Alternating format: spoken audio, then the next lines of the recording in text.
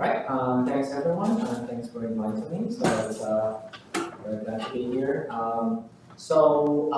My talk is pretty much complementary to what I talked just now, especially following his last few slides on the carbon tax. So I'll probably step back a little bit from the particular proposal, and then just in general talk about what is the economics behind a carbon tax or some other pricing mechanisms for carbon. So the plan is it looks like the clicker doesn't work, but okay. I'm going to talk about three main things. The first one is, why is it a role for government to addressing climate change? So we heard about all these different suggestions, meat consumption, all these kind of different things to reduce your carbon footprint. Unfortunately, that might not be enough, right? So we do need a more broad policy to actually put a price of carbon. And I mentioned that it's really important that you rely on the market, and price is actually the signal that that's the most important thing for the market. And the second part I'm going to talk about is what policy options do we have. Essentially, I'm going to mention tax, carbon trade, and some environmental standards, how different, how similar they are. The last part is that I'm going to show you what are some of the current policies that are in place around the world, as well as within the United States. Okay, all right, so that's good. All right, first part, why is there a role for the government? So by the way, I just want to mention if there are any questions along the way, please feel free to raise your hands, because I was warned that this slides might be a little slightly wonkish, and I do hope that I will be able to follow through. So I do this presentation in my intro to econ courses, so hopefully it's still accessible to most of you. So the first part is that we know that markets are typically efficient. Like the United States and most of the advanced economies are market economies, so basically we have the idea of the invisible hand. It's basically the price that's at work, right? So you're making decisions what kind of cars to buy, and then what kind of milk you drink, what kind of meat you eat. All these things are partly informed by the prices of the different brands, different varieties. On the other hand, sometimes markets do fail to provide the efficient allocation. These are situations what we call market failures. There are different cases. So there are four major categories, two of which are not so much related to our topics today, but I'll still mention them. First one is when we have market power, so that's why a lot of the big part of the job that the Department of Justice does is to do all these antitrust actions. So you can think of recent high-profile cases like AT&T, and Time Warner, which is approved. Rite Aid and Walgreens fell through after regulatory concerns. We'll discuss externalities and public goods in slightly more detail, because those are part of the key features of the carbon problem that we have, or greenhouse gases. We also have information asymmetry. So this is like if you're in the market for a used car, you can get lemons, or if you're a tourist, you're shopping in a unfamiliar place, you don't get to see all the prices, right? So when prices does not give you the entire information, or when firms can actually set price, or when there's no prices for certain things, markets don't work. So that's why we need the government. Okay. All right. So more about externalities. What do we mean? So this is the idea that if we do transactions, or if you do make a personal decision, like if you want to just drive your vehicle for personal enjoyment, you're conferring a cost on the external, on the society. So this is what we call external cost. You don't consider it when you're making your decision. So there are external bads. We talk about pollutions, or in texting and while driving, you're making it more dangerous for other people on the way. But there are also external goods. So this education. We can also think about the pollination effects of bees. All these kind of good things. In certain situations, we can rely on the private markets to actually, address the externality problem. Like, for instance, if you don't like the smell of smoke coming out of your neighbor grinning in the backyard, you can probably go over and negotiate a little bit, right? You can put a price on it, or you can, a lot of that is goodwill, but it's between very few parties, so you can probably handle it. On the other hand, if there's sufficient incentives, right? So thinking about the bees and farmers, there's actually a very big pollination industry where the bee farm and the beekeepers actually truck their bees and drive around to different farms to provide this service, right? So if they can internalize the external either customer benefits, we can rely on private markets. But in practice, it's pretty hard to do. What we consider is what we call transaction cost. Think of for instance, if we're worried about the carbon problem, it affects everybody around the world. So you couldn't imagine everybody, coming and being represented at the table. Although we do have the Intergovernmental Panel on Climate Change, the IPCC, which serves as a forum for different countries. It's very hard, right? So we know that you can think about it at the local level, the state level, the national level, and the international level. There are all these different kind of things that's difficult to do in terms of negotiation. Okay, so graphs. So economists do this model. So this is like a simple. It's kind of like a supply demand model, but not exactly. Okay, so we think of there's some social cost of carbon. These are the costs that is not internalized by economic agents, and it's rising. We're sort of representing that the more you emit, the more damage that the additional unit of emission is going to cause. We also have social benefits of carbon. This comes from private benefits from a transaction. If you use electricity, you're actually benefiting from using carbon. Although indirectly, because the power plant's actually emitting CO2 emissions. But there's some social benefits and social cost. Now, if we do not have any price on carbon, what happens is that the private agents are just going to keep emitting until the benefit for them is zero. So you're going to be at this point. At this point, the social cost of pollution is actually very high, right? So this is not efficient. The efficient allocation is really where what we consider the benefit equals the cost. So this is where you should be at. So markets doesn't really give you the optimal solution. Just keep that in mind. We'll come back to this graph. Okay. So another big problem that's related to climate change or carbon emissions is public goods.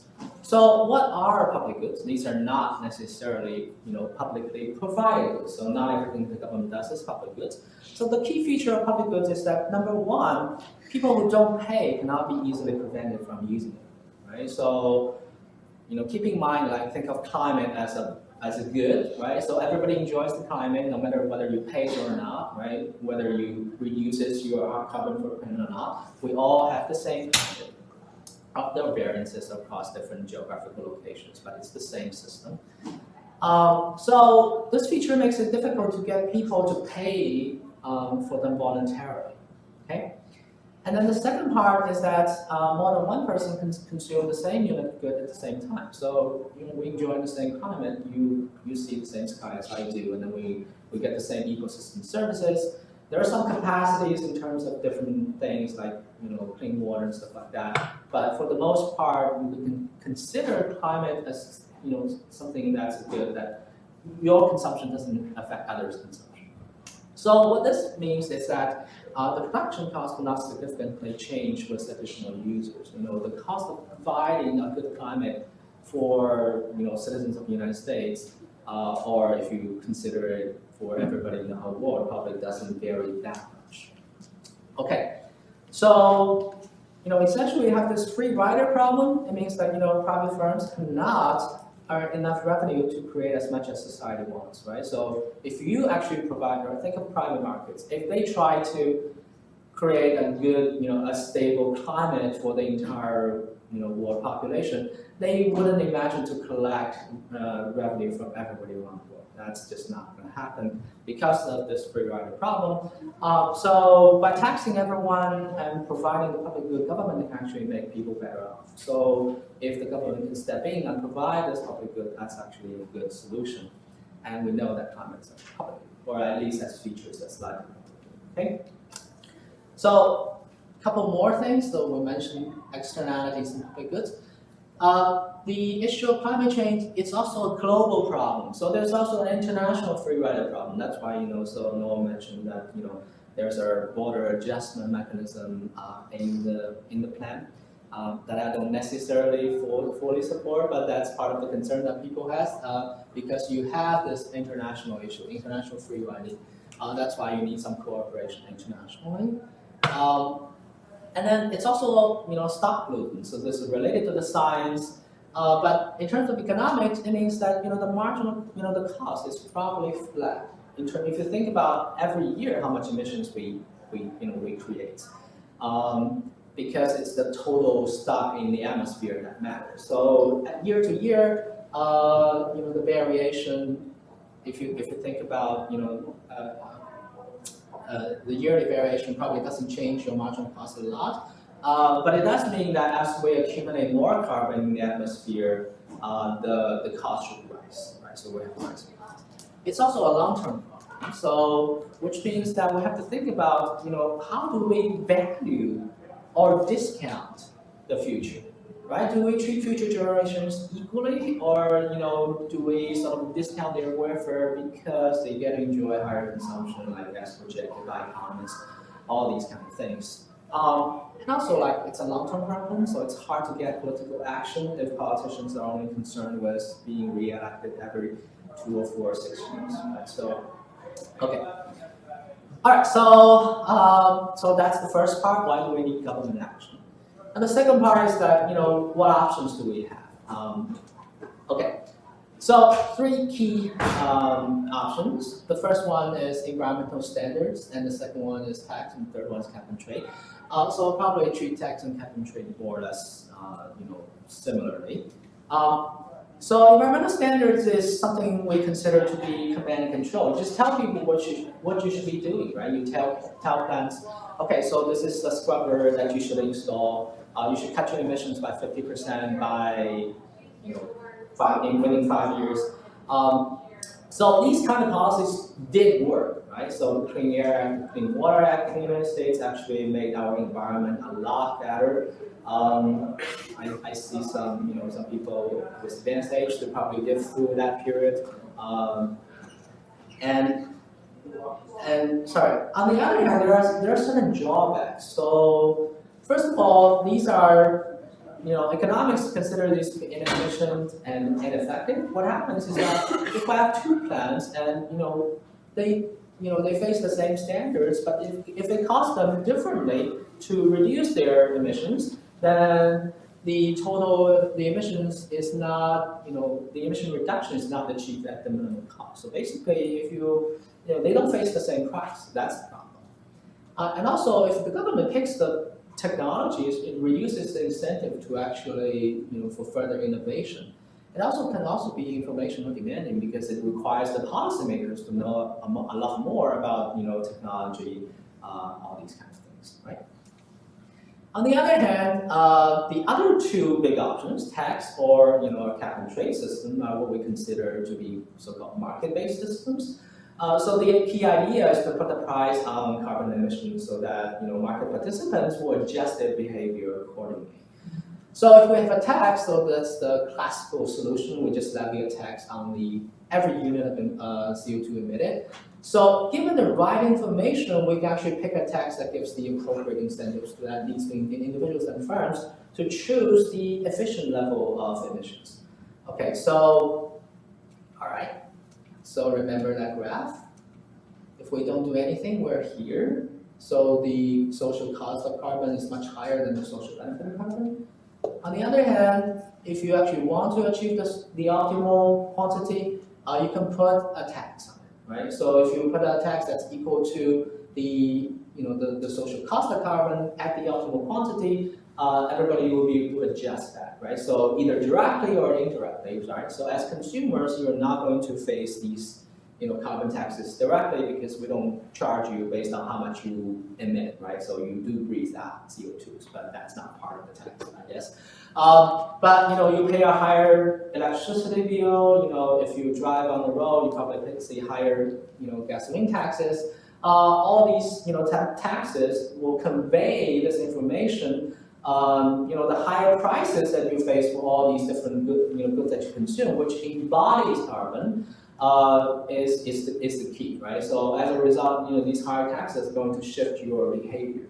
Right? Would that make me, choose a hybrid versus a traditional car? Possibly, but it's probably going to be more on your mind. How many miles are you going to drive? All these kind of things, right?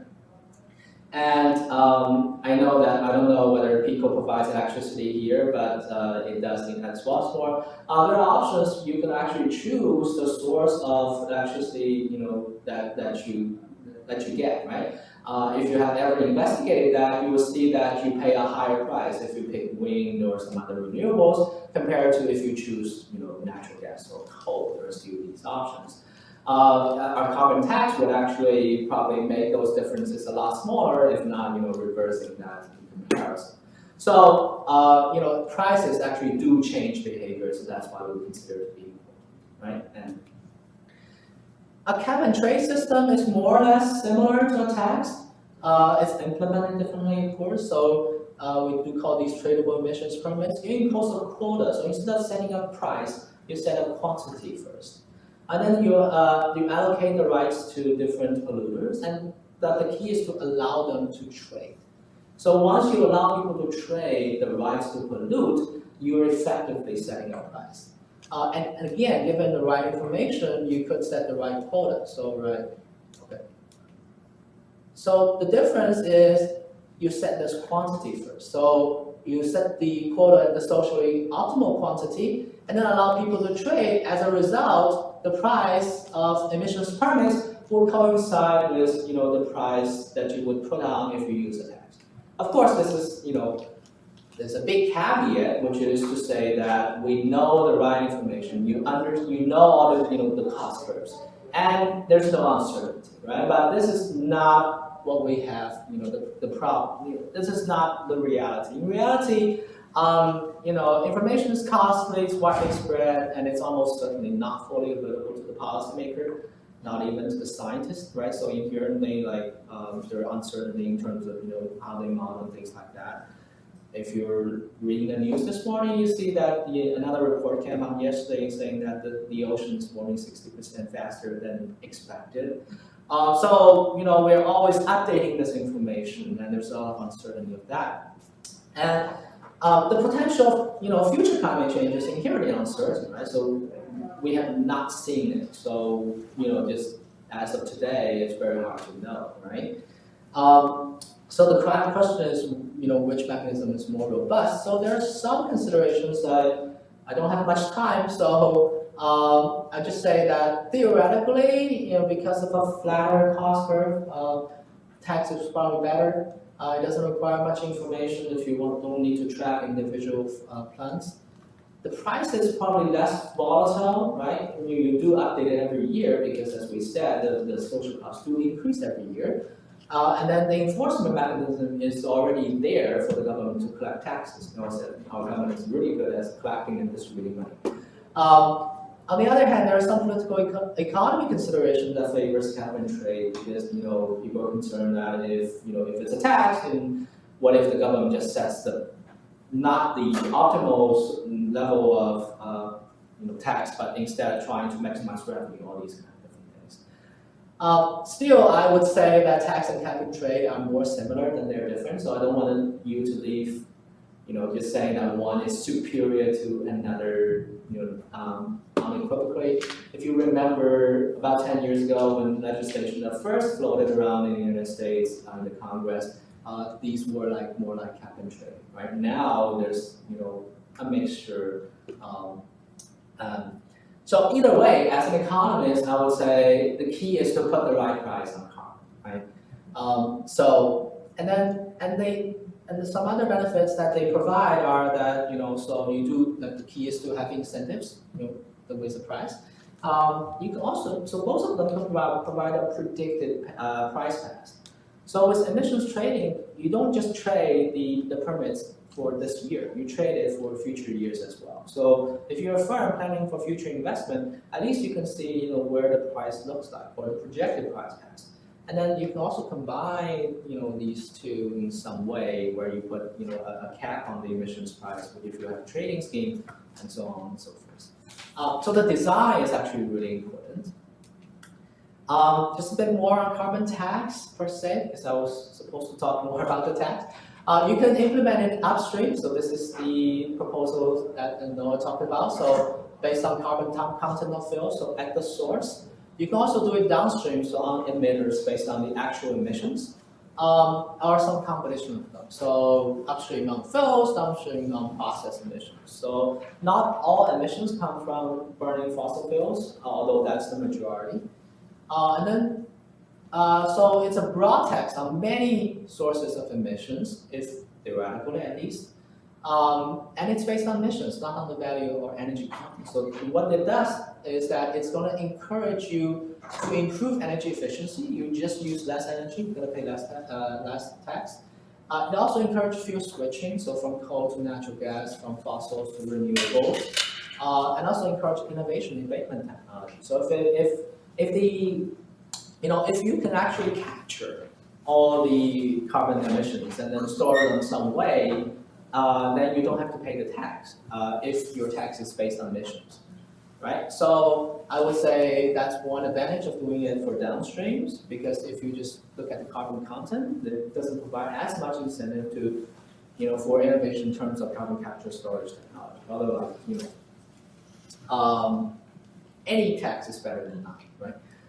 So there are all these other design issues. So think about which sectors we should cover. Right? Is it just power or industrial sector? Do we look at transportation? Do we look at residential? Right? So these are all feasible, and then these are the big contributors in terms of sectors.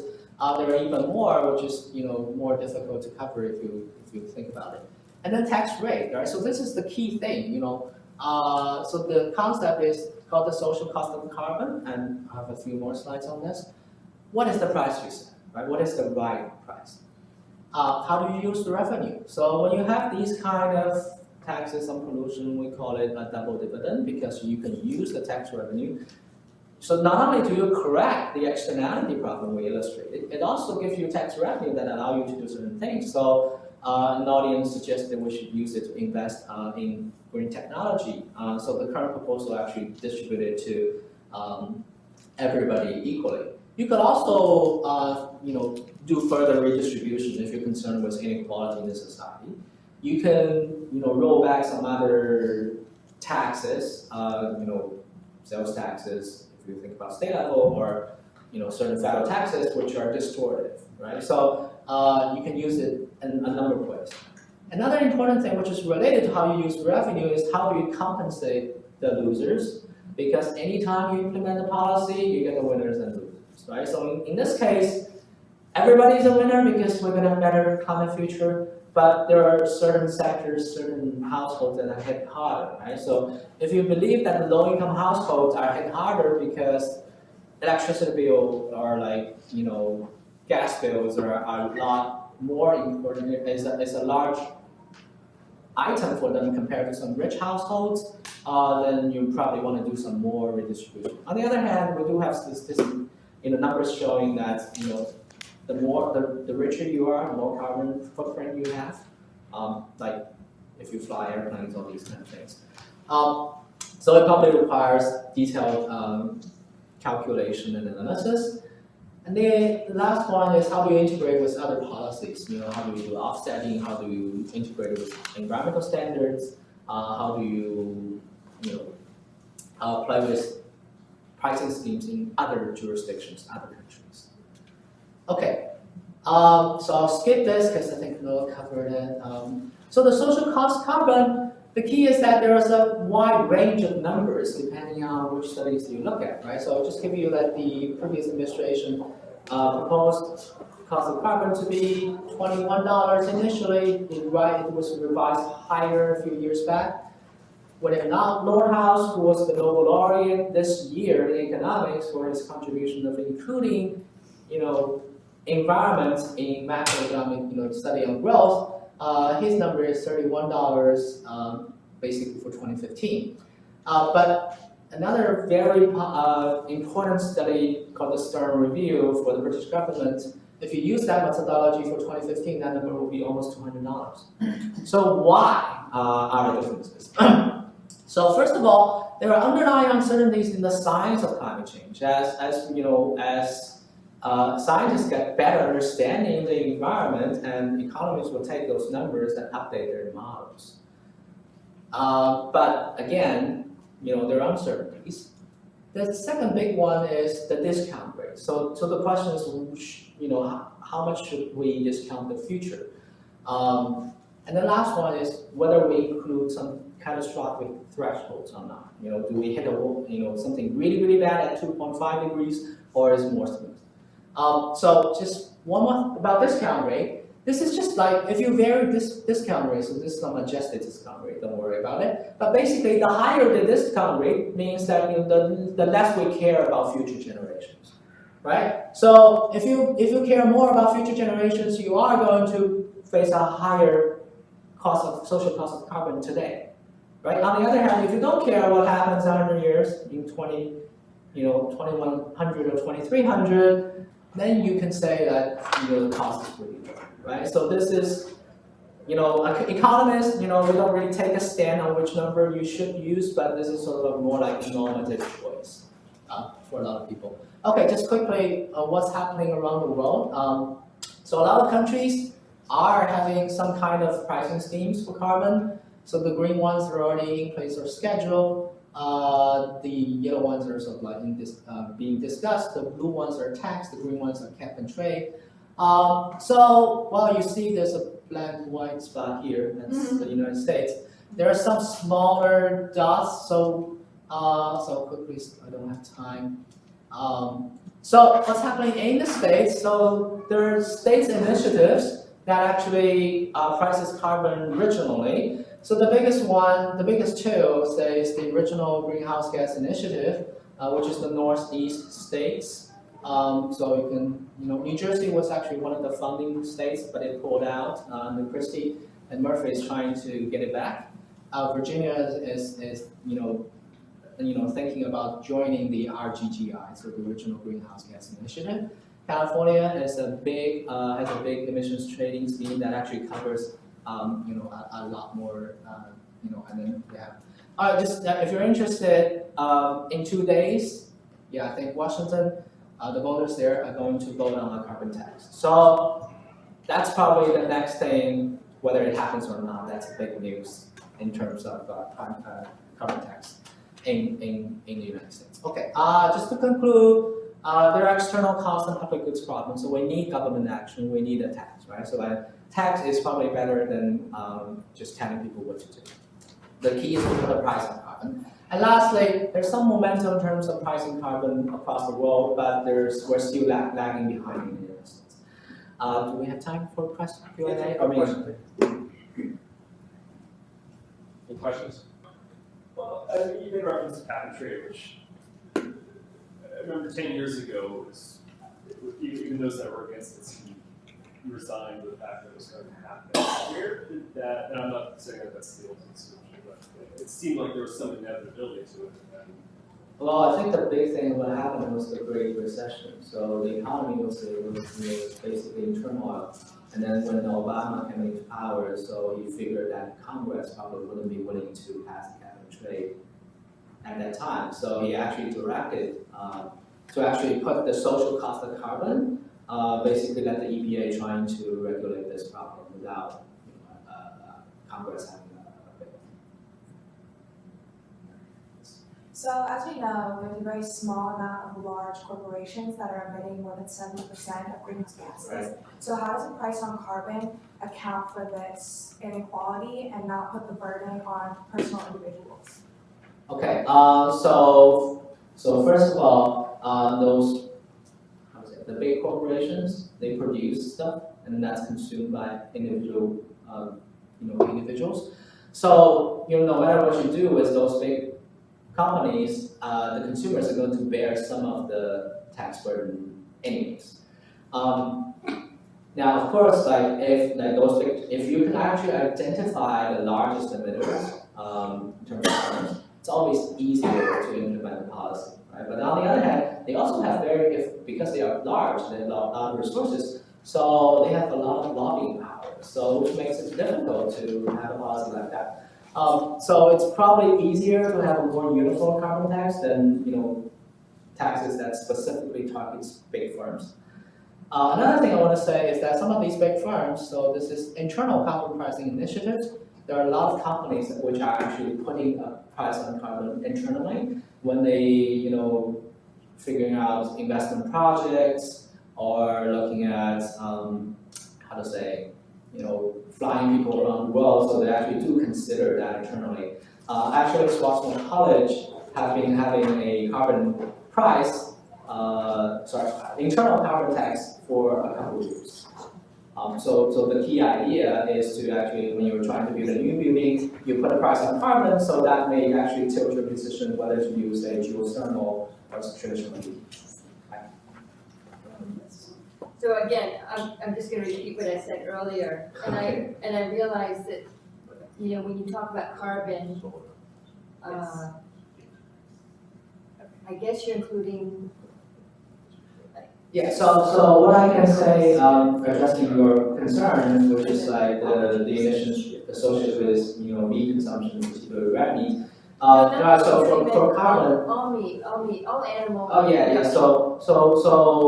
If you actually put a price on carbon, just more in general, if you can put a price on all greenhouse gas emissions, right, that's going to raise the price of meat products, right? And that's going to differentiate, right, depending on how much emissions those different meat utilize, right? So that's people will have more incentive to change their behavior, right? So if you can actually have pricing on carbon and other greenhouse emissions, that's going to help addressing the problem. Yes. Thank you. I think we're just about out of time. Thank you for your talk. Introduce the next topic. Three slides.